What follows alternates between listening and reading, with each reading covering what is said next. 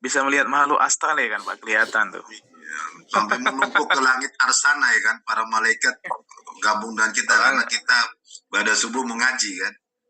Masya Allah. Kan tiap kita aja kan Pak, ada yang dua, ada pengawalnya yang berangin nih kan. Ya, betul. Insya Allah. Jadi menunggu 3 menit, langsung aja kita mulai ini Pak. Gimana? Ya, langsung aja. Sambil menyusul ya kan. Kita hormati yang sudah masuk loh. Monggo Pak Pakar. Baik Pak Ustadz. Kita hormati yang sudah bergabung, nanti yang lain menyusul aja. Bismillahirrahmanirrahim. Assalamualaikum warahmatullahi wabarakatuh. Waalaikumsalam. Wassalamu ala asrafil anbiya'i wa mursalin wa ala alihi washabihi ajma'in. Allahumma sholli ala sayyidina Muhammad wa ala sayyidina Muhammad amma ba'du. Alhamdulillah, segala puji syukur kita panjatkan kepada Allah SWT yang mana pada pagi hari yang berbahagia ini kita masih dengan iman, Islam dan kesehatan, sehingga bisa berkumpul kembali di kajian Zoom ini dalam rangka thalbul ilmi. Salam beri salam kita panjatkan ke junjungan besar kita Nabi Allah Nabi Muhammad sallallahu alaihi wasallam. Allahumma sholli ala sayyidina Muhammad wa ala sayyidina Muhammad. Semoga kita nantinya akan mendapatkan syafaat Nabi kita di yaumil akhirat nanti. Amin Allahumma amin. Yang saya hormati Tuan Guru kita Ustaz Adi Jepri yang sudah hadir. Yang saya hormati Pak Matondang, Pak Sapri, Pak Badroji, Pak Dedi, Pak Junaidi, Pak Sukron ya, yang selalu istiqomah untuk mengaji setiap paginya. Alhamdulillah. Baik, pada pagi hari ini kita membahas masalah kitab Aqidatul Awam ya, atau buku pintar ya, karangan dari Syekh Muhammad Nawawi As-Syafi'i. Sebelum kita mulai kajian ini, mari kita bacakan basmalah. Bismillahirrahmanirrahim. Kepada Al-Ustaz, waktu kami persilakan. Sabar dulu Ustaz. Ya. Bismillahirrahmanirrahim. Assalamualaikum warahmatullahi wabarakatuh. Waalaikumsalam warahmatullahi wabarakatuh. Alhamdulillah. Nahmaduhu wa nasta'inuhu wa nastaghfiruhu wa na'udzu billahi min shururi anfusina wa min sayyiati a'malina may yahdihillahu fala mudilla lahu wa may yudlil fala hadiya lahu. Asyhadu an la ilaha illallah wa asyhadu anna Muhammadan abduhu wa rasuluh allazi la nabiyya ba'da, sadaqallahul azim. Baik, Bapak-bapak yang dimuliakan Allah Subhanahu wa taala, bersyukur kita kepada Allah, bersalawat kepada Rasulullah sallallahu alaihi wasallam. Allahumma shalli ala sayyidina Muhammad wa ala ali sayyidina Muhammad. Bapak-bapak jamaah yang dimuliakan Allah Subhanahu wa taala, kita melanjutkan kembali berkaitan dengan sirah singkat lah ya tentang kehidupan Nabi Muhammad sallallahu alaihi wasallam. Jadi kalau berbicara tentang bagaimana Rasulullah sallallahu alaihi wasallam sendiri ya, bagaimana kemudian kisah hidupnya beliau mulai dari bayi sampai kemudian Allah Subhanahu wa taala memanggil beliau, maka tidak ada habis-habisnya, Pak. Nah, pada kesempatan kali ini sebelum kita melanjutkan bagaimana kemudian kisah beliau setelah pengasuhan oleh pamannya, ada beberapa hal yang kita bahas terlebih dahulu. Ini berkaitan dengan salah satu kejadian yang luar biasa yang pernah terjadi pada Nabi sendiri pada saat pengasuhan oleh ibunda persusuan beliau, yaitu Halimatus Sa'diyah. Nah, jadi pada saat kemudian beliau diasuh oleh Halimatus Sa'diyah, ya, itu pernah ada terjadi sesuatu hal yang luar biasa, yaitu berkaitan dengan irhas ya. Jadi ini kemudian terjadi setelah kemudian Rasulullah Shallallahu Alaihi Wasallam menginjak usia kurang lebih 4 tahun pada masa itu.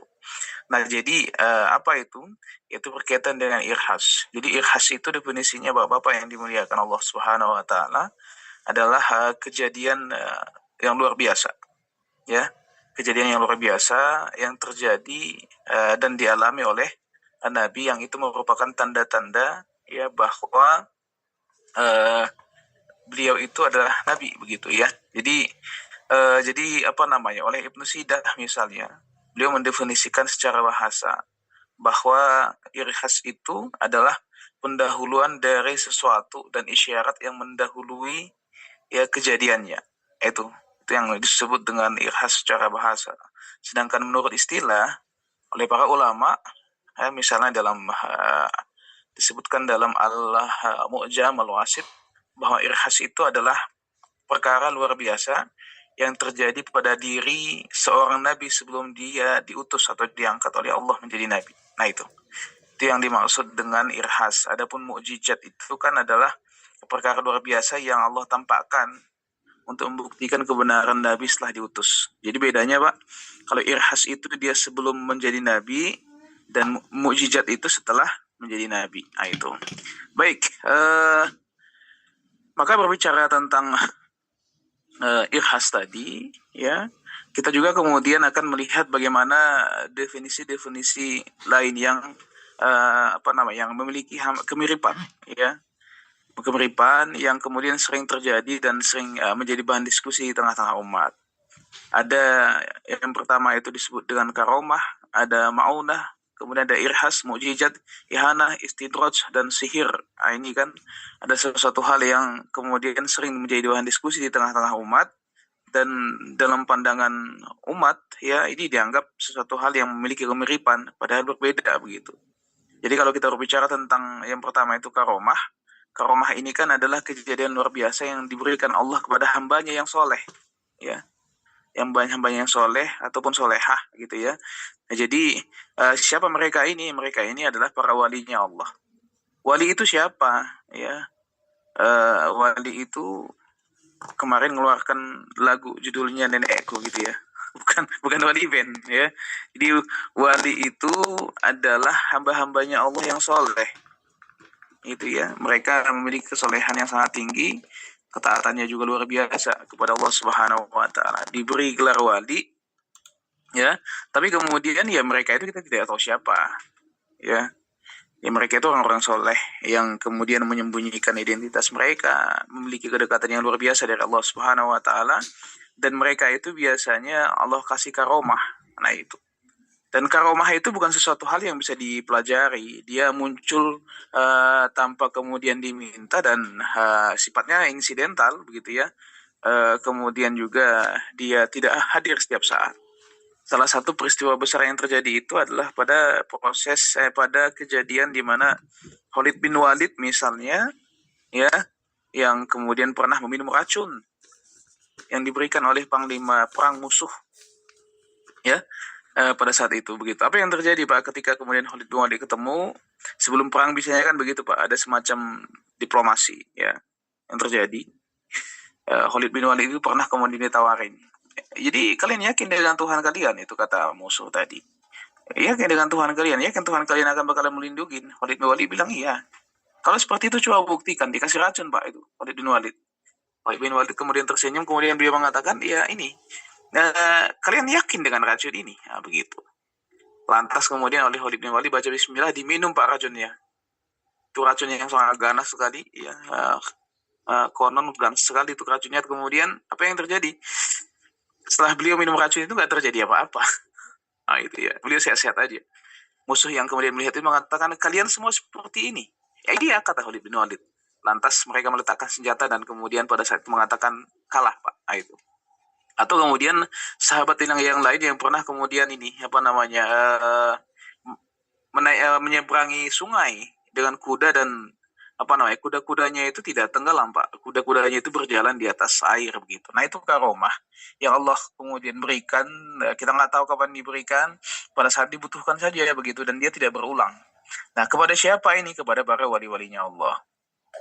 Nah kira-kira Mama Gufron bisa ngomong dengan bahasa Suryani dan bahasa semut. Itu apa itu ya? Allah Akbar ya. Itu. Kemudian, nah karomah ini kepada siapa? Kepada wali. Ya. Kemudian yang berikutnya ada yang disebut dengan maunah. Maunah itu apa? Maunah itu adalah kemampuan yang luar biasa yang diberikan Allah kepada seorang Islam yang bukan wali. Ya, orang-orang soleh juga, tapi dia bukan wali, untuk mengatasi berbagai macam masalah yang dihadapi. Ya, jadi, nah ini terjadi biasanya kepada orang biasa, ya, pada orang biasa. Kemudian pada saat dia membutuhkan dan dia membutuhkan, Allah kasih pertolongan. Itu maunah namanya. Misalnya ini ada orang yang terkepung, ada orang yang hanyut, ya, tiba-tiba kemudian ada seakan-akan yang menarik begitu, ya. Nah itu ya. Atau misalnya kita pernah tersandung jatuh dan kemudian tepat berhentinya di depan ranting yang hampir menusuk mata gitu ya. Jadi itu maunah. Siapa saja kemudian bisa Allah kasih itu pertolongan itu pada saat dibutuhkan gitu ya. Misalnya ada orang yang terjatuh dari tempat yang tinggi, tapi kemudian ya alhamdulillah selamat, begitu. Jadi ini. Nah maka ini disebut dengan maunah. Kemudian ada yang namanya rihas. Ini yang kita bahas tadi Pak. Jadi rihas itu adalah kejadian-kejadian luar biasa yang terjadi pada calon nabi, ya. Dan ini terjadi sebelum diangkat menjadi nabi. Itu. Jadi sebagaimana contoh misalnya tadi ya Nabi Muhammad SAW yang itu kemudian pernah dibelah dadanya, kan Pak ya. Dibelah dadanya dalam rangka kemudian membersihkan dosa-dosanya, itu. Nah, kemudian berikutnya ada yang namanya mukjizat, ya. Mukjizat ini adalah kejadian atau keistimewaan atau mukjizat atau keistimewaan yang terjadi pada nabi-nabi dan rasul. Nah itu contoh misalnya Nabi Isa itu kan sebagai lahir Nabi Isa kemudian itu diangkat ya, atau Nabi Musa yang bisa kemudian menjadikan tongkatnya menjadi ular, itu disebut dengan mukjizat. Ini khusus untuk nabi-nabi saja. Kemudian ada yang disebut juga dengan ihanah. Ihanah ini adalah kebolehan atau peristiwa luar biasa yang terjadi pada seorang yang mengaku-ngaku menjadi nabi atau wali. Nah ini, ya jadi misalnya ini contoh Musailamah al-Kahzab, ya. Kalau misalnya dulu dia pernah meludah ke dalam air, ya.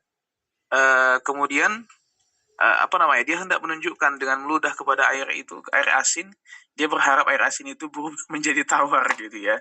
Tapi apa yang terjadi Pak? Ya, yang terjadi adalah air itu makin asin gitu ya. Harapannya jadi tawar, tapi makin asin gitu ya. Itu pernah terjadi pada Musailamah al-Kahzab ya. Atau misalnya Mama Gufron yang ngaku-ngaku jadi wali dan seterusnya misalnya, ya tiba-tiba sepeda motornya hilang gitu ya. Marah-marah dia. Gitu kan, itu pernah terjadi pada Mama Gufron. Tapi di sisi yang lain dia bilang, oh yang nolong Jakarta ini siapa, yang bikin Jakarta nggak tenggelam. Nah, atau kemudian macam-macam lah pengakuannya, tapi sepeda motor aja nggak bisa dijaga gitu ya. Nah berikutnya ada yang namanya istidraj. Ini terjadi kepada siapa saja Pak, dan mudah-mudahan ini nggak terjadi kepada kita. Ya. Jadi istidraj itu nikmat Allah itu banyak diberikan, tapi berbanding terbalik dengan kesolehan. Dia bisa jadi dia orang kafir atau juga orang fasik ya. Jadi ya semua nikmat Allah itu ada pada dirinya, hanya saja ya dia semakin jauh dari Allah. Nah, itu istidraj. Kemudian ada yang namanya sihir. Ini perkara-perkara yang luar biasa yang diizinkan Allah. Untuk siapa ini? Untuk para dukun-dukun, para pengamal ilmu sihir ya. Nah jadi mereka mempelajari sihir itu biasanya untuk suatu hal yang sifatnya ditujukan kepada banyak orang, dan kemudian mempelajari hal-hal yang demikian itu sudah diharamkan dalam pandangan Islam ya. Nah itu berkaitan dengan sihir ya.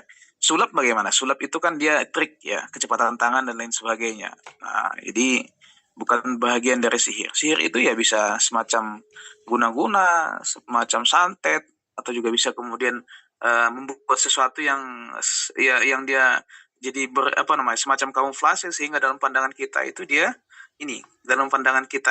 seperti sesuatu makhluk yang lain, padahal sebenarnya tidak begitu. Nah, bagaimana kemudian dengan hipnotis? Hipnotis itu sendiri sebenarnya bukan sihir Pak, dan seterusnya ya.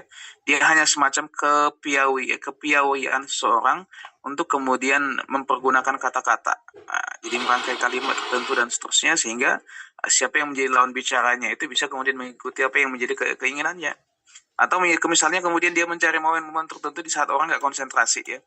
Orang lagi di pasar, lagi sibuk segala macam. Nah itu ditepukkan begitu. Itu bukan karena ilmu segala macam ya, tapi karena secara psikologis namanya kita lagi sibuk kan. Nah itu. Jadi ya akhirnya konsentrasi kita berkurang dan kemungkinan terjadi kejahatan itu ada di situ. Nah itu Pak, jadi peristiwa penting yang terjadi pada Nabi ketika dalam pengasuhan ibunda beliau Halimatus Sya'diyah itu adalah irhas, ya, di mana kemudian pada masa itu ya ada dua malaikat yang datang, ya. Jadi pada masa beliau di usia kecil itu ya ada malaikat yang datang, kemudian menurut para ulama irhas itu terjadi pada Nabi Muhammad SAW. Dalam Darul Kutub Al-Ilmiyah misalnya disebutkan irhas itu merupakan peristiwa yang tidak biasa yang terjadi pada Nabi Muhammad SAW sebelum kenabian. Disebutkan bahwa irhas termasuk bahagian dari keramat sebab para nabi sebelum memasuki fase kenabian memiliki derajat yang sama dengan para aulia. Nah ini, jadi apa yang terjadi disebutkan salah satunya adalah ketika ya beliau itu didatangi oleh dua malaikat. Jadi dalam hadis riwayat Muslim disebutkan dari Anas bin Malik bahwa Rasulullah SAW itu ya suatu hari didatangi oleh malaikat Jibril pada saat bermain dengan anak-anak persusuan beliau, anak-anak saudara sepersusuan beliau. Jadi Jibril mengambil dan membaringkan Nabi Muhammad SAW lalu membelah dadanya, Pak. Kemudian Jibril mengeluarkan segumpal daging dari Nabi Muhammad lalu berkata, ini adalah bahagian setan dari dirimu. Artinya ada potensi-potensi yang sebagaimana pada manusia biasa, di mana bisa bermaksiat dan lain sebagainya. Itu yang dikeluarkan. Kemudian kemudian malaikat Jibril membasuh ya Nabi Muhammad SAW di sebuah wajan yang terbuat dari emas, ya, dengan air Jam-Jam. Lalu Jibril mengembalikan Nabi pada tempat semula. Saudara sepersusuan beliau melaporkan peristiwa tersebut kepada ibunya, ya. Kemudian mereka berkata nih kepada Halimatus Sya'diyah, sesungguhnya Muhammad telah dibunuh, ya kan. Jadi karena melihat peristiwa itu, Pak, dibedah itu, ya. Lalu kemudian Halimatus Sya'diyah mencari Nabi beserta suaminya dan kemudian menemukan di salah satu tempat yang ada pohon-pohonnya begitu. Dan kemudian mereka melihat, Pak, ya Nabi dalam keadaan pucat, ya. Di dalam hadis riwayat Muslim itu disebutkan ya Anas berkata, sesungguhnya aku melihat bekas jahitan di dada Nabi Muhammad. Itu. Ya. Nah, jadi pada peristiwa Nabi itu diambil oleh malaikat Jibril, ya. Halimatus Sya'diyah disebutkan dalam kitab Syirah itu keluar rumah bersama suaminya mencari Nabi Muhammad SAW kecil, menemukan dalam keadaan pucat, ya. Kemudian itulah yang membuat ya yang awalnya bersikeras, ya, Halimatus Sya'diyah yang awalnya bersikeras ingin terus merawat Nabi, itu yang menjadi alasan beliau akhirnya mengembalikan Nabi kepada ibunya, ya, Aminah, karena peristiwa itu tadi, ya, karena khawatir akan ada peristiwa buruk yang terjadi kepada Nabi Muhammad SAW. Nah itu. Kemudian setelah dikembalikan, dulu kan beliau itu kan ngotot ya, nggak usah dulu dipulangin tuh Nabi Muhammad begitu. Tapi di usia 4 tahun itu, setelah dikembalikan Aminah bertanya, ya kenapa buru-buru mengembalikan Muhammad gitu? Padahal sebelumnya dia datang dan ingin mengasuh, nah itu, karena mendapatkan banyak keberkahan, ya. Jadi tapi pada saat itu Halimah tidak menjelaskan peristiwa pembedahan tadi, ya, di awal-awal, tapi setelah kemudian dipaksa barulah beliau bercerita kepada Aminah, ya, tentang peristiwa tersebut. Jadi beliau menjelaskan khawatir, ya, apa yang terjadi pada Nabi Muhammad, ya. Kemudian setelah itu Aminah kemudian menjelaskan bahwa ya nggak perlu khawatir gitu ya. Nah setelah itu kemudian beliau menjelaskan juga dan menceritakan beberapa peristiwa-peristiwa luar biasa yang pernah beliau alami pada saat mengandung Nabi Muhammad SAW. Nah itu. Nah, para jemaah yang dimuliakan Allah Subhanahu Wa Taala, ini berkaitan dengan peristiwa, ya, di mana kemudian beliau dibersihkan oleh Allah Subhanahu Wa Taala. Nah itu. Nah baik, berikutnya kalau kita melihat apa hikmah dari peristiwa itu, Bapak yang dimuliakan Allah Subhanahu Wa Taala. Menurut Syekh Muhammad Said Ramadan Al-Buti, bahwa peristiwa tersebut ya pada hakikatnya bukanlah bertujuan mengeluarkan unsur keburukan pada diri Nabi. Jadi bukan, Pak. Ya, sebab jika keburukan bersumber dari aspek fisik, maka setiap orang dapat menjadi baik hanya dengan melakukan tindakan medis. Nah itu. Jadi peristiwa irhas tadi, pembedahan itu, ya bukanlah bertujuan untuk mengeluarkan unsur keburukan pada diri Nabi. Kalau misalnya itu ya sumbernya dari fisik, maka siapapun bisa berarti kan dioperasi, diambil tuh potensi tadi, akhirnya baik aja gitu kan. Nah itu. Tapi peristiwa pembedahan dada tersebut merupakan irhas, tanda kenabian, dan kemudian bentuk pembersihan maknawi yang ditampakkan melalui fisik, ya. Jadi sehingga hal ini bisa menjadi penegasan Allah, pertanda bagi kita bahwa ini loh yang terjadi sebelum fase kenabian. Nah itu. Sehingga kita bisa belajar dari situ dan kemudian bisa menjadi satu aspek keyakinan juga bagi kita, sehingga kita semakin kokoh keimanannya kepada Allah Subhanahu wa taala, bahwa memang sudah ada rentetan peristiwa ya qabla dan ba'da beliau. Nah itu ya, qabla menjadi nabi dan ba'da menjadi nabi. Nah, jadi itu ya. Nah, kemudian bagaimana kemudian disebutkan Syekh Muhammad Said Ramadan Al-Buti, beliau menjelaskan bahwa hikmah dan kejadian pembelahan dada Muhammad itu bukanlah menghilangkan bahagian keburukan dari diri Nabi Rasulullah, dari diri Rasulullah Sallallahu Alaihi Wasallam. Karena jika sumber dari keburukan tersebut adalah bagian atau daging tertentu dalam tubuh, maka semua orang awam juga akan bisa ya menjadi baik dengan melakukan operasi gitu ya. Tapi ternyata bukan fisik itu, ya begitu. Nah, maka disebutkan akan tetapi hikmah yang terkandung dalam kejadian tersebut merupakan sebuah pemberitahuan perihal persiapan Nabi Shallallahu Alaihi Wasallam sebagai Rasul dan mempersiapkannya juga dalam kemaksuman, ya, dan penerimaan wahyu dimulai dari masa kecilnya dengan perantara peristiwa material yang bisa diindra agar bisa menjembatani untuk lebih mudah untuk diimani dan dipercaya oleh masyarakat. Artinya memang sudah Allah berikan tanda-tanda itu sejak kecil yang itu nanti akan bisa diindra oleh para pengikutnya. Yang tanda-tanda itu tentunya kemudian bukanlah tanda-tanda yang jamak, dia hanya terjadi pada Nabi saja, dan itu kemudian terpola dia, ya. Sejak dia kemudian kecil, mulai dari beliau di dalam kandungan, sudah kemudian oleh Aminah, beliau mengalami peristiwa di mana itu bukan peristiwa yang wajar begitu ya. Kemudian bersamaan dengan kelahiran beliau, misalnya api Majusi itu ya yang ada di Iran ya, di Persia itu kemudian mati padahal sudah ribuan tahun hidup dan lain sebagainya, itu gitu kan. Itu merupakan peristiwa luar biasa itu yang menunjukkan memang bahwa lahirlah seseorang yang luar biasa di situ begitu. Nah, itu dia. Jadi penjelasan beliau kemudian menyambungkan bahwa kejadian pembedahan dada tersebut merupakan praktik pembersihan secara maknawi, akan tetapi diberi bentuk fisik dengan kejadian yang ada dengan tujuan agar hal tersebut menjadi pengumuman dari Tuhan yang didengar dan dilihat langsung telinga, ya, dan tidak langsung didengar telinga dan disaksikan oleh umat manusia. Ya, ini kemudian beliau sampaikan dalam Fiqhus Sirah An-Nabawi.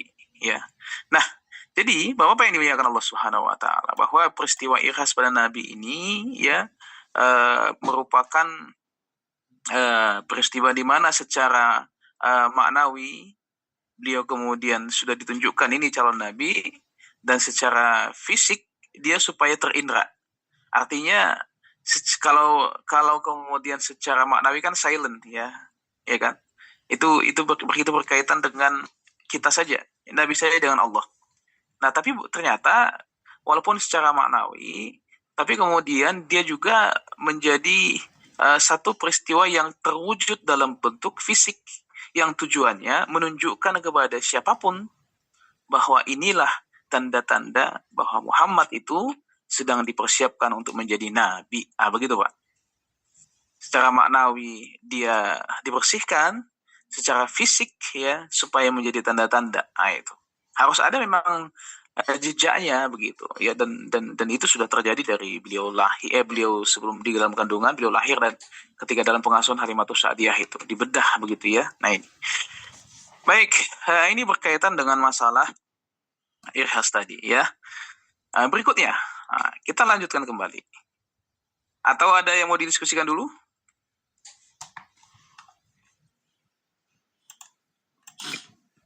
Ya, gimana Bapak? Yes, sir. Ada Assalamualaikum waktunya? Ustaz, kalau Boleh, mau boleh, kita boleh. diskusikan dulu. Pak Eh, Junaidi, Masya Allah. Alhamdulillah Ustaz. Ini sambil karena masih dalam keadaan safar nih Ustaz, jadi ngikutin. Oh Jadi iya, Ustaz, Alhamdulillah. ya kita memahami sirah Rasulullah itu kita pahami dan detail.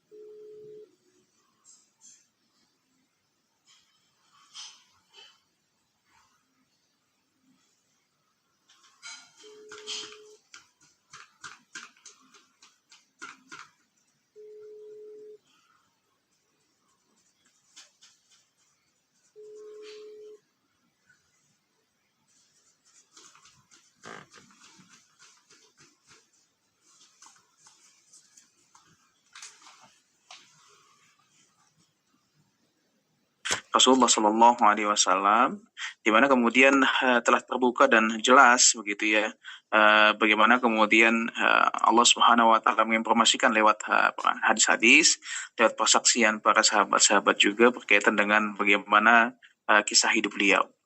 Nah, oleh para ulama begini, bahwa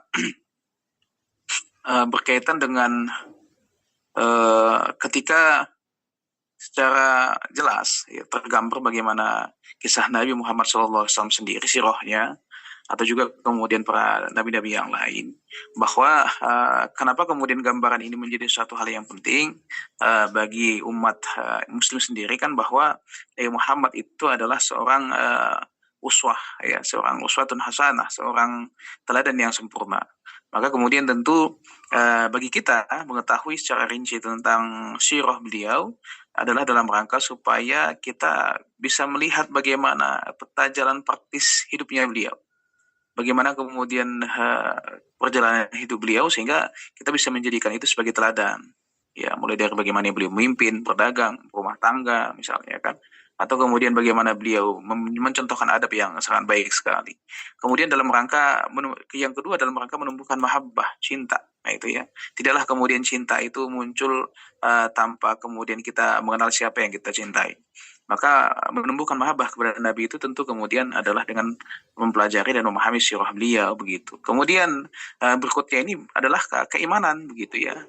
Jadi apa namanya bahwa kita ketika beriman kepada Allah dituntut juga beriman kepada Nabi Muhammad SAW sendiri. Ini adalah satu paket di mana yang tidak bisa dipisah begitu satu sama lain. Nah, kalau kita melihat memang ya realitasnya begitu. Para pembenci kebaikan, ya pembenci agama bukan hanya kepada Nabi Muhammad sendiri ya. Mulai dari nabi terdahulu, misalnya Nabi Isa gitu ya, atau Nabi Musa atau nabi-nabi sebelumnya. Memang pada zaman-zaman mereka itu ya banyak sekali para orientalis, orang-orang yang tidak menerima apa yang menjadi ketentuan Allah kepada mereka diangkat jadi nabi dan seterusnya begitu. Ya ini sesuatu hal yang lumrah karena mereka adalah orang-orang yang terganggu kepentingannya. Ya, mereka berkuasa, kepentingan ekonomi, kekuasaan, dan lain sebagainya. Sehingga kejadian-kejadian di mana kemudian ada muncul Nabi, yang Nabi itu meluruskan apa saja penyimpangan-penyimpangan yang mereka lakukan, tentu kemudian ini berdampak terhadap kepentingan mereka. Maka ya mereka akan melakukan berbagai macam cara. Termasuk kemudian kalau kita melihat hari ini, bukan hanya kemudian dilakukan oleh orang-orang yang beragama, orang-orang yang tidak beragama, sosialis, para orientalis, para orang-orang yang berkepentingan dengan politik, itu pasti akan melakukan hal-hal itu. Karena apa? Karena kemudian ada kepentingan-kepentingan yang hendak mereka perjuangkan. Sampai saat ini, Pak, para orientalis itu selalu melakukan itu. Bahkan kemudian mereka melakukan itu lewat lisan-lisannya orang-orang yang dianggap soleh, orang-orang yang memiliki ilmu agama dan lain sebagainya begitu ya. Nah, di Indonesia sendiri banyak itu tersebar orang-orang yang begitu, yang keberadaan mereka itu mereka itu menjelaskan Islam, tapi kemudian di sisi yang lain mereka menjadi orang-orang yang menyerang Islam dan lain sebagainya. Misalnya nih, apa yang mereka serang ya terkait dengan terkadang nasab yang mereka serang, terkait juga kadang-kadang mereka menyerang lewat lewat peristiwa-peristiwa yang terjadi. Misalnya di Gua Hiro itu ada juga orientalis yang menyerang itu, yang dia mengatakan apa yang dialami Nabi Muhammad itu adalah semacam pseudo begitu ya, semacam kelainan kejiwaan dan lain sebagainya begitu kan. Nah, padahal sebenarnya kalau kita melihat beda kelainan kejiwaan dengan peristiwa yang terjadi kepada Nabi dan seterusnya. Atau misalnya mereka kemudian menyerang lewat pernikahannya Nabi dan lain sebagainya. Bahkan kemudian mereka misalnya menyerang lewat bagaimana Nabi menikahi Aisyah yang usianya itu masih, dalam beberapa kisah itu disebutkan ada yang 6 tahun, ada yang 8 tahun dan seterusnya begitu. Tujuannya apa? Tujuannya kemudian supaya berbagai macam kepentingan mereka itu ya bisa tetap terjaga. Kemudian berikutnya apalagi upaya-upaya pembodohan terhadap umat, sehingga umat itu ya tergerus akidahnya dan lain sebagainya. Maka ya silahkan saja kemudian mereka berusaha mencari-cari dan menemukan yang menurut mereka di mana titik-titik lemah yang bisa menjadi amunisi bagi mereka untuk menyerang Islam. Ya silahkan saja. Di sisi yang lain itu akan menjadi motivasi kepada kaum muslimin. Motivasinya apa? Untuk mempelajari lebih detail sehingga mereka semakin cinta kepada nabinya. Kemudian di sisi yang lain mereka jadi mengupgrade diri, mengupgrade pemikiran dan lain sebagainya, yang kemudian nanti berdampak terhadap apa? Terhadap sakopah yang semakin kokoh dan sebagainya begitu. Nah, itu sudah terjadi misalnya dari Nabi Muhammad sendiri ya. Ketika beliau sudah diangkat menjadi nabi, bahkan ya mereka menggelari nabi itu ya orang yang gila dan lain sebagainya. Termasuk kemudian peristiwa Isra dan Mi'raj itu kan mereka jadikan ini bancakan untuk melemahkan akidah kaum muslimin, dan beberapa sahabat pada zaman itu pun ya sampai sempat goyah juga. Ya, kecuali dengan hadirnya salah satu sahabat Abu Bakar As-Siddiq, yang kemudian beliau selalu membenarkan apa yang menjadi apa yang keluar dari lisan Nabi Muhammad SAW sendiri. Dan kemudian akhirnya terbukti ketika Nabi bisa membuktikan, memberi penjelasan berkaitan dengan apa-apa saja yang Nabi lewatin, dan ketika beberapa kafilah itu bertemu kembali ke Mekah, ditanya tentang satu peristiwa tertentu yang mereka alami, mereka mengatakan iya, kami tanggal situ, kami pada waktu sekian memang di situ, dan seterusnya. Akhirnya semakin kokoh. Nah ini, maka pembuktian itu suatu hal yang dibutuhkan. Karena belajar agama, wabil khusus belajar Islam ini kan kita tidak kemudian diarahkan untuk menjadi orang yang doktrin, orang yang kemudian terdoktrin. Terdoktrin itu pokoknya harus begitu. Islam itu kemudian adalah agama yang mengajak kita berpikir dengan konsep bagaimana kita bisa memahami realitas, ya, bagaimana kemudian kita bisa menghukumi realitas, mengaitkan realitas itu dengan akidah kita, sehingga muncullah pandangan yang khas berkaitan dengan realitas tadi. Maka Syekh Taqi itu kan sampai kemudian mengatakan berpikir itu adalah realitas kaum muslimin. Nah itu, jadi beliau kemudian mendefinisikan berpikir itu adalah proses pencerapan fakta ke dalam otak melalui panca indera yang kemudian dikaitkan dengan maklumat sabiqah yang kita miliki, ya, kemudian sehingga kita bisa menyimpulkan, ya, memberikan kesimpulan terhadap fakta atau realitas yang terindra tadi. Maka berbagai macam serangan-serangan kaum orientalis kepada Islam, apakah itu kepada Quran, kepada pribadi Nabi sendiri, kepada peristiwa-peristiwa yang terjadi, ya, yang mereka anggap itu celah bagi mereka, itu adalah sesuatu hal yang harusnya menjadi trigger bagi kita, ya, untuk semakin mempelajari Islam begitu. Sehingga apa? Berbagai macam serangan tadi bisa kita patahkan dengan informasi-informasi yang sahih. Di sisi yang lain, kita yang kemudian memahami dan mengetahui itu ada kewajiban juga, ada tuntutan dari agama untuk mensyiarkan, ya. Jadi walaupun hanya sekedar kita tahu satu ayat saja, itu menjadi kewajiban bagi kita menyampaikan kepada yang lain. Karena dakwah itu kan bukanlah kemudian menjadi legitimasi hanya kepada dai saja, ulama saja, ustaz saja, bukan. Siapapun dia yang memahami, memiliki informasi tentang Islam, dia berkewajiban untuk menyampaikan itu kepada yang lain. Tujuannya apa? Tujuannya dalam rangka transfer informasi atau sakofah, sehingga kemudian kaum muslimin itu bisa semakin naik kualitas sakofahnya. Nah ini. Nah, termasuk kemudian bahkan banyak sekali ya para orientalis barat misalnya. Kalau di Indonesia itu pernah itu beberapa tokoh ya yang mempertanyakan, ya, yang contoh misalnya itu ada Ulil Absar Abdallah itu yang kemudian di awal-awal dulu menyerang semua semua pemikiran Islam dan seterusnya. Atau kemudian juga di sisi yang lain bukan para orientalis atau orang-orang yang tidak punya pemahaman agama yang baik, tapi berbicara tentang agama di luar kapasitasnya. Nah, itu. Di sosial media itu banyak sekali gitu. Ya, kemudian yang mendefinisikan sholat dengan definisi yang tidak dikenal para ulama gitu ya, mendefinisikan sesuatu itu dengan definisi-definisi yang itu di luar dari pakem keislaman. Maka bijak bagi kita kemudian untuk mengambil apa yang menjadi pendapat dari Imam Malik itu. Beliau kemudian mengatakan siapapun yang dia belajar siapapun kemudian dia yang berfatwa, ya, tanpa sakofah, ya, ataupun siapapun kemudian yang belajar tasawuf, ya, tanpa kemudian mempelajari dua ilmu yang sebelumnya, maka yang keluar itu adalah keburukan. Maka Imam Malik itu mengatakan kalau siapapun yang belajar fikih, ya, dia mencukupkan diri dengan fikih, dia akan menjadi orang yang kaku. Siapapun yang belajar bahasa Arab dan sakofah lain mencukupkan diri dengan itu, dia akan menjadi orang yang sombong. Maka sempurnakanlah ya kedua itu dengan belajar tasawuf.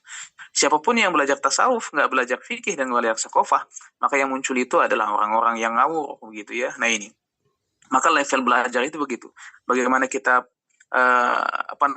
menguatkan dari sisi fikih dulu, ya, sehingga kemudian tuntutan syariat untuk beribadah itu bisa dengan tuntas kita kerjakan, cara berwudu dengan baik, sholat dan seterusnya, begitu ya. Kemudian setelah itu belajar sakofah, ya, ilmu akidah, kemudian juga bahasa Arab, ya, kemudian sakofah yang lain, sehingga secara akidah kita kokoh. Nah itu. Kemudian setelah itu sempurnakan dengan tasawuf. Tasawuf itu semacam wisdom lah ya, kebijaksanaan, bagaimana kita menenangkan hati dan lain sebagainya. Nah itu, sehingga tingkatannya itu tepat. Ini yang terjadi hari ini kan bolak-balik. Orang tidak belajar fikih, tidak belajar sakofah, tidak belajar bahasa Arab dan lain sebagainya. Dia belajar tasawuf. Apa yang terjadi? Muncullah pemahaman-pemahaman yang tidak tepat. Misal nih, yang mereka bilang, oh kalau naik haji itu cukuplah ke Padang saja, gitu kan. Cukup gitu ya. Atau misalnya nggak usah sholat lah. Sholat itu kan sudah diwakili guru kami. Nah itu. Nah padahal para sahabat itu orang kurang apa solehnya? Tidak pernah kemudian ibadah mereka itu diwakili oleh Nabi Muhammad SAW sendiri. Ini yang muncul Pak. Maka semoga ini jadi trigger bagi kita sih. Nah, itu sehingga ini salah satunya difasilitasi di belajar pagi ini sehingga kita terupgrade terus sakopahnya. Nah ini begitu Pak ya. Nah ini sampai cukup menarik ini kata Nabi itu ya. Orang yang tidur gitu ya ini kemarin orang yang apa namanya orang tidurnya orang yang berilmu itu jauh lebih baik dibandingkan ibadahnya orang yang tidak berilmu. Nah ini Pak. Maka para orientalis atau orang-orang yang menyerang Islam itu mereka biasanya gedek banget kalau ketemu dengan orang yang berilmu. Karena berbagai macam argumen mereka dan serangan-serangan yang mereka lontarkan itu ya selalu terbantahkan gitu kan. Nah ini. Itu mungkin Pak. Jadi poinnya adalah titik kritis kita ini bagaimana kemudian supaya umat ini bisa memiliki pemahaman yang sama. Nah, maka itu perlu nih ya. Kayak dulu teman-teman tuh ada GTM kan, Gus Masjid gitu ya. Ya menyampaikan ini. Wabil khusus tengah-tengah pengusaha ini penting. Atau kemudian secara umum ke umat lah yang lebih luas nah, ya. Jadi mungkin nanti ke depannya Pak Pakar bisa dibuat itu. Apa namanya? Bagaimana kita kemudian mengajak orang supaya semakin taat kepada Allah. Itu ya. Allah alam itu mungkin Pak Junaidi.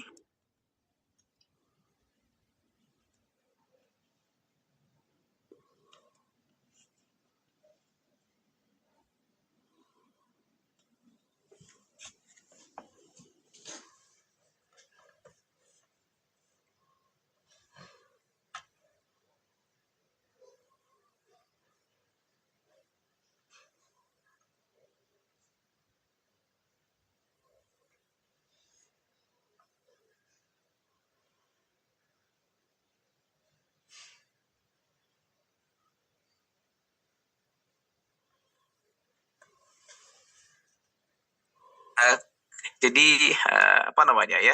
Jadi Zainab itu kan adalah istrinya Salam bin Mishkam, ya. Jadi seorang pemimpin Yahudi Bani Nadir di Khaybar pada masa itu, ini dendam kepada umat Muslim, terutama kepada Nabi. Kenapa? Karena suaminya terbunuh dalam perang Khaybar, ayahnya terbunuh, pamannya juga terbunuh, ya. Jadi kisahnya itu kan pada tahun ke-6 Hijriyah. Jadi Rasulullah dengan para sahabat itu berangkat ya ke Khaybar, maka disebut perang Khaybar itu salah satu wilayah yang di apa namanya ya ke arah laut dari kota Madinah disebutkan itu. Jadi sekitar 150 km dari kota Madinah, yang itu jadi basisnya orang Yahudi ya, itu di sana itu Pak. Nah jadi ketika terjadi perang pada saat itu Rasulullah SAW kan menyampaikan, ini biasa nih Pak, kalau dalam perang itu ada yang namanya show of force. Jadi nggak boleh langsung diserang dulu, harus dihobar-hobarin dulu. Kami sudah di sini, kami datang membebaskan manusia dari penghambaan kepada selain Allah menuju penghambaan kepada Allah. Kalau kalian masuk Islam, ini kemudiannya. Kalau kalian tidak masuk Islam tapi kalian kemudian mau dilindungi, ini. Nah, kemudian kalau kalian tidak menerima dakwah dan melawan, maka diperangi. Akan begitu. Jadi itu harus dilakukan. Nah, kemudian pada saat itu sudah disampaikan begitu, ya. Nah, itu kemudian sebenarnya kan begini. Itu kan karena ada informasi bahwa orang-orang Khaybar itu kan hendak menyerang Madinah. Nah itu. Nah, tapi kemudian Rasulullah langsung kemudian lebih dulu gercep ke sana, kemudian menawarkan supaya mereka takluk. Tapi sayangnya mereka kemudian malah ngajak perang gitu ya. Nah, jadi setelah itu ditaklukkan ya. Kemudian setelah itu ditaklukkan dan seterusnya, kemudian terjadi perundingan, akhirnya sepakat perang itu kemudian dihentikan dengan beberapa option gitu ya. Salah satunya orang-orang Khaybar itu harus menyerahkan separuh harta panen mereka kepada kaum muslimin di Madinah. Nah itu. Nah, tapi di sana itu ada salah satu yang sangat sakit hati, namanya Zainab binti Al-Harits ya. Ya apa namanya? Salah satu petinggi lah istri petinggi dari orang-orang Yahudi di Khaybar itu yang tidak menerima kekalahan di perang Khaybar gitu ya. Maka apa yang dilakukan ya? Dia mulai kemudian akhirnya membuat semacam skenario. Nah itu. Nah, kemudian apa itu skenarionya? Dia bertanya tentang perihal makanan Rasulullah Shallallahu Alaihi Wasallam. Dia dapat informasi bahwa Rasulullah itu senang sekali makan dada, depan dan punduk domba. Nah ini, maka disiapkanlah makanan tadi, ditaburi racun di dalamnya, kemudian diberikan kepada Rasulullah Shallallahu Alaihi Wasallam. Disebutkan dalam beberapa riwayat itu kan Rasulullah ragu juga gitu. Tapi Zainab kemudian meyakinkan ini hadiah nih, ya bukan sedekah, kan Nabi kan nggak boleh makan sedekah ya. Nah itu Pak. Jadi dikasih, kemudian diterima, lantas kemudian dimakan. Setelah itu ya Rasulullah Shallallahu Alaihi Wasallam dalam riwayat ini disebutkan ini apa namanya sakit ya. Nah kemudian setelah itu ya ini Nabi kemudian menyuruh beberapa sahabat juga untuk makan ya. Tapi setelah itu ya dikeluarkan racunnya karena tiba-tiba sakit ya dibekam begitu ya kemudian. Nah setelah itu apa yang terjadi Bapak ini muliakan Allah? Kan akhirnya kan dicari nih Zainab ini ya. Nah setelah itu kemudian setelah dicari ya kemudian ditangkap ya, dia kemudian masuk Islam, dia langsung tobat masuk Islam, kemudian setelah itu dia dimaafkan dengan itu. Jadi dalam beberapa riwayat disebutkan sebenarnya Nabi itu kan tidak meninggal ya apa namanya tidak meninggal setelah itu, setelah racun itu ya. Jadi apa yang menjadi apa namanya serangan dari orang-orang orientalis itu ya tidak benar karena Nabi itu masih sehat setelah itu dan kemudian beraktivitas seperti biasa. Nah ini, jadi kan ada dua pandangan ulama berkaitan dengan peristiwa itu, bahwa satu pandangan yang mengatakan wafatnya Nabi itu karena diracun, ya. Sedangkan pandangan yang kedua, ya, yang mengatakan bahwa Nabi itu meninggalnya bukan karena racun tadi. Nah itu karena saat dari peristiwa beliau diracun itu, ya, itu beliau masih cukup lama ya hidupnya dan seterusnya begitu. Jadi tidak apa namanya tidak terbukti secara ilmiah. Karena biasanya kalau orang diracun itu kan lantas meninggalnya kan lantas di waktu itu saja. Nah, ini Nabi tidak begitu ya. Beliau kemudian masih beraktivitas, masih berdakwah dan seterusnya lepas itu dan karena beberapa ini masih cukup lama kemudian beliau hidup pasca peracunan itu begitu Pak ya. Dan sampai sekarang memang ya begitulah orang-orang orientalis ya, mereka kemudian selalu berusaha mencari-cari celah dan lain sebagainya untuk menyerang Islam tadi ya. Nah ini baik itu Pak ya. Jadi memang ada juga ulama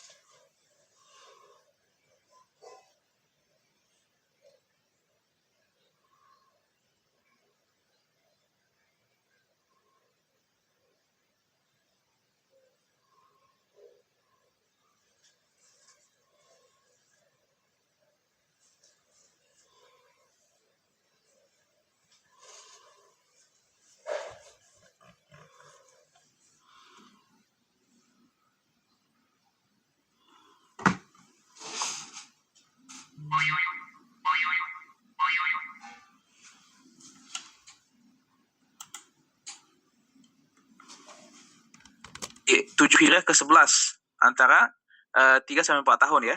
Nah itu. Baik Pak Ustaz. Syukur Pak Ustaz. Ya. Iya, biasanya kalau orang kena racun langsung, ya mungkin selang berapa hari langsung mati kan. Alhamdulillah Nabi masih ada waktu lama dia untuk terus berdakwah. Alhamdulillah.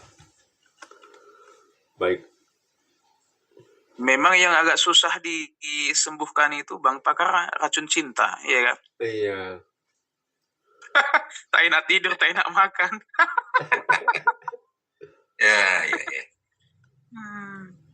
Sama satu lagi Pak Ada Ustaz, satu kisah sakit yang gigi, Pak Ustaz, sangat menarik sakit sekali, gigi. Pak. Yang terjadi pada sirahnya Nabi itu, ya. Nabi itu pernah jatuh cinta pada seorang budak beliau, ya, yang bernama siapa? Ada yang pernah ingat? Yang kemudian kisah ini sampai ditulis para ulama dalam satu kitab tersendiri dia.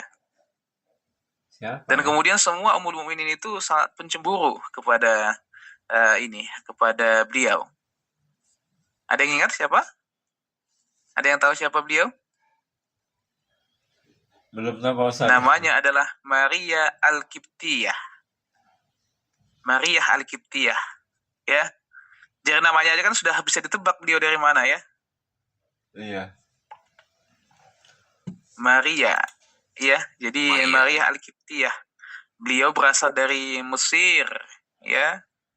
Dilahirkan di daerah tinggi Mesir, ya. Nah, apa yang menarik? Ya, nanti insya Allah kita bahas ini pada istri-istri ini Nabi. Tawanan jadi perang ini kan clue-nya sedikit.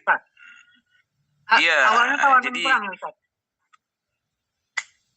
Jadi beliau ini Pak, Maria Al-Qibtiyah ini, ya, dia kan berasal dari Mesir, ya. Ayahnya itu adalah suku Kipti, makanya dia disebutkan kepada Kipti, dan ibunya itu penganut agama Masehi dari Roma, ya. Nah, jadi begini kisahnya itu. Jadi setelah dewasa, ya, beliau bersama saudaranya ini kan kerja kepada seorang raja, namanya Raja Maukukis, ya. Jadi, nah Maria ini bekerja pada ini raja tadi. Kemudian pada tahun ke-6 sebelum Hijriyah, ya masih di Mekah itu. Ya, Rasulullah SAW kan pernah mengirim surat kepada Raja Maukukis melalui Hatib bin Abi Baltah itu di sirah itu disebutkan. Tujuannya apa? Supaya nyuruh masuk Islam.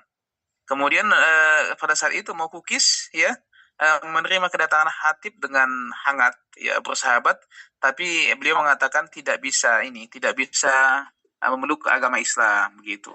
Yang dilakukan itu adalah dia mengirim 3 orang budak itu menghadiahkan Nabi. Yang pertama itu adalah Maria, yang kedua Sirin, saudara Maria, dan yang ketiga adalah Maburi. Nah itu. Dia juga berserta dengan itu juga dikasih kerajaan-kerajaan dari Mesir, termasuk ada keledai dan kuda putih, ya. Nah ini. Jadi dalam proses perjalanan ke Madinah ini, ya, ini tadi Hatib sahabat Nabi tadi melihat Maria ini gelisah, ya, kemudian menghiburnya, kemudian menceritakan tentang siapa Nabi itu. Nah itu. Kemudian diajak masuk Islam. Akhirnya namanya kan dihadiahkan gitu ya. Akhirnya kemudian pada masa itu kan begitu ya.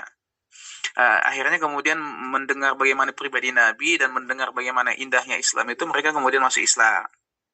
Ya, setelah didakwahi oleh Hatib bin Abi Baltah ini tadi, ya. Kemudian setelah itu, ya, sampailah kepada Nabi khabar itu bahwa Raja Maukukis tidak bersedia masuk Islam, tapi dia menerima dengan hangat, memperlakukan utusan dengan baik, kemudian memberikan hadiah, ya.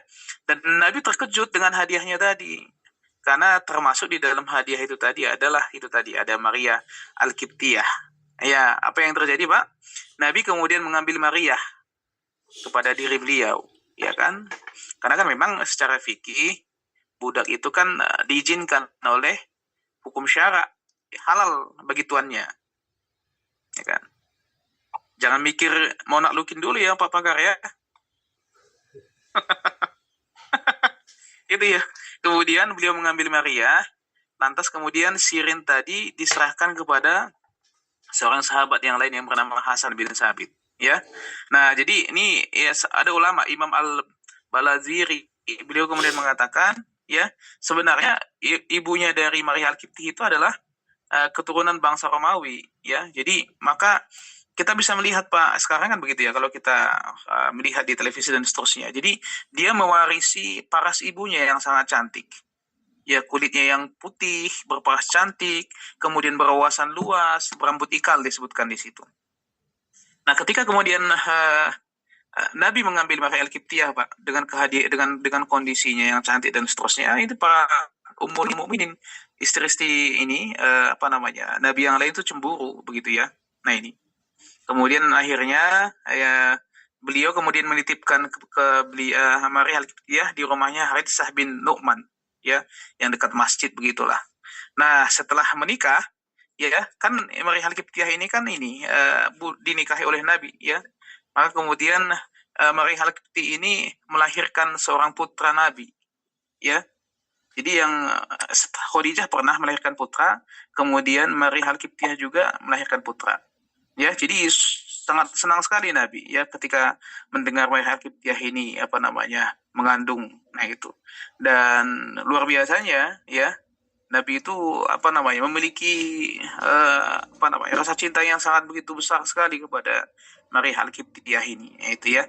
Nah, jadi apa namanya? Ya, sampai-sampai para ulama itu pernah menulis kitab Maria Al-Qibtiyah, The Truly Loving of Beloved Nabi Muhammad SAW. Sampai gitu kitabnya Pak. Nah, ya Nabi itu ya ini apa namanya menunjukkan bagaimana cintanya beliau kepada Maria Al-Qibtiyah ini. Hanya saja kan begini, hanya saja Maria Al-Qibtiyah ini kan tidak dimasukkan ke dalam daftar istri-istri Nabi itu. Nah, para ulama kemudian begini berbeda pandangan. Kenapa?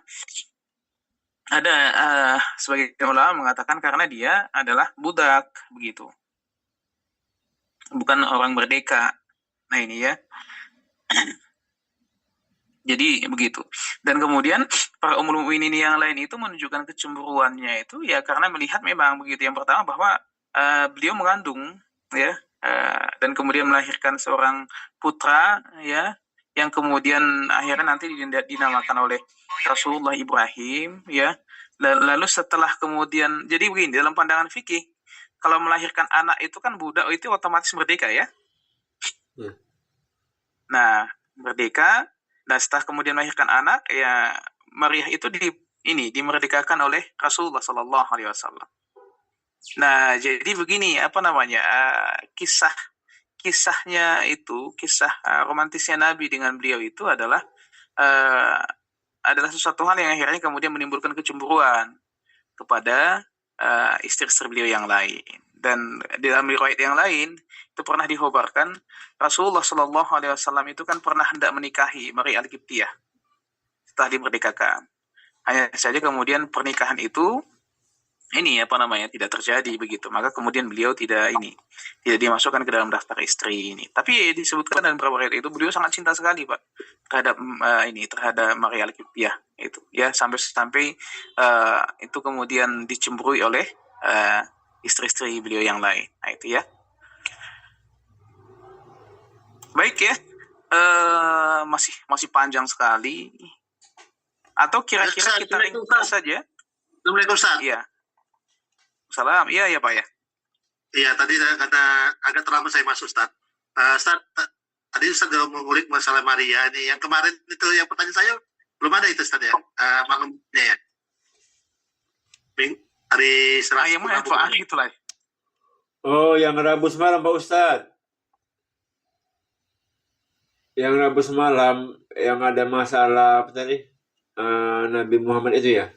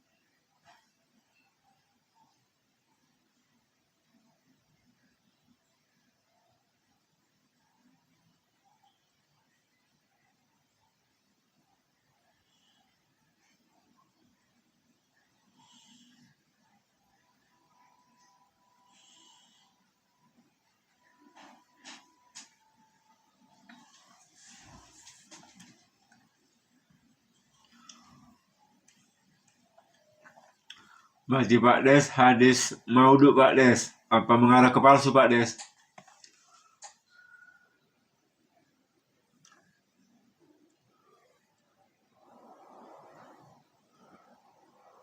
Biasa Pak Des, orang kan suka menyerang Islam.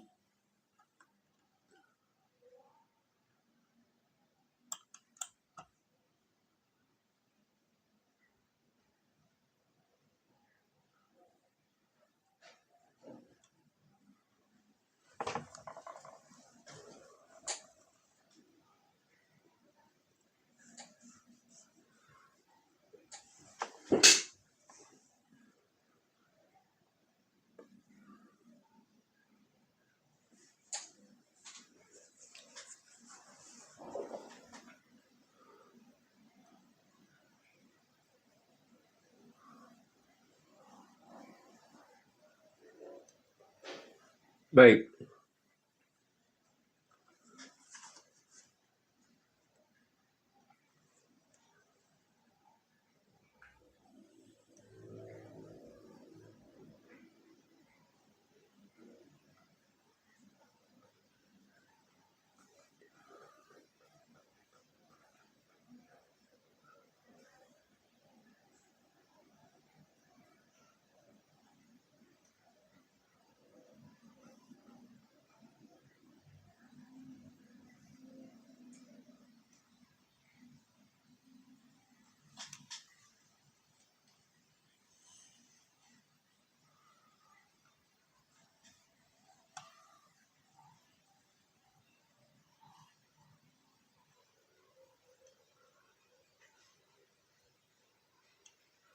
Baik, baik.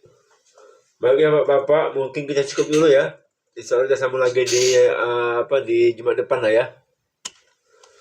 Baik Pak Ustadz. Oh sebentar Pak, sebelum itu tuh Pak, kira-kira bagaimana menurut Bapak sekalian? Ini kan kalau kita ngomongin sirah dari datuk kita ya, yang mulia Nabi Muhammad SAW itu panjang sekali. Mau kita ringkas aja, kita cukupkan 1-2 kali pertemuan ke depan atau gimana? Saya ngikut aja Pak Alangkah Ustadz. baiknya mungkin lanjut aja Pak Ustadz sampai dengan benar-benar kita memahami dan mengerti Tentang Nabi ya. tentang Rasulullah SAW Iya. karena itu Nabi kita. Gitu. Iya, Ustadz. Baik, betul. baik. Alhamdulillah. Karena Alhamdulillah. kalau tak kenal maka tak sayang katanya Ustaz. Jadi nanti kalau nggak tahu kita semua sirahnya kan nggak sayang kita, nggak karena nggak tahu gitu Ustaz. Nah, jadi Baik, orang baik. gampang melemahkan kita dengan nabi-nabi kita gitu. Baik, alhamdulillah. Seperti khotamun nubuwah tadi.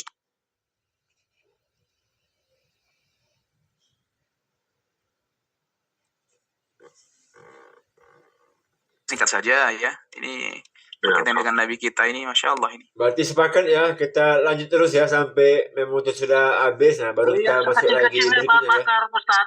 Sedetail-detailnya Nabi kita ini, Ustaz. Siap. Kalau mau detail nanti kita panggil ulama ahli sirah.